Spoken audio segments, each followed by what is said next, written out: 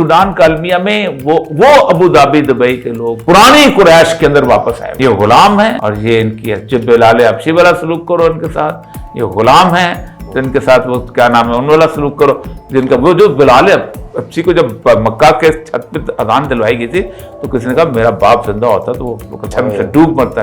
ये काला हबशी इसको खड़ा हो गया। वो असल में ये है जंग में इसराइल का ग्रेटर इसराइल भी आ रहा है, इंटरनेशनल रूट भी सुएज कैनाल बंद हुई है भाई, ये सारा एक मल्टीपल। और फिर दुबई की मार्केट भी तो चमकनी। फिर कुछ जगह पे वो जंग चाहते हैं, देखिए ना कहीं ना कहीं वॉर थिएटर, अगर वॉर थिएटर दुनिया में खत्म हो जाए तो असला कारोबार खत्म हो जाए। और यहाँ अगर स्टेबिलिटी आ जाए, यानी दुनिया के पॉपुलेशन प्लानिंग की जो 90% फंडिंग होती है इस बुनियाद पे होती है कि 6 मुसलमान इलाकों में आबादी नहीं बढ़नी चाहिए, बांग्लादेश में नहीं बढ़नी चाहिए, मलेशिया इंडोनेशिया में नहीं बढ़नी चाहिए, पाकिस्तान ईरान अफगानिस्तान में नहीं बढ़नी चाहिए। 6 रीजन है बकायदा। एलिजाबेथ लियागन की किताब है इसके ऊपर, बहुत खौफनाक किस्म की किताब है जिसमें उसने बकायदा तफसील से वो CIA के डॉक्यूमेंट्स पेश किए हैं।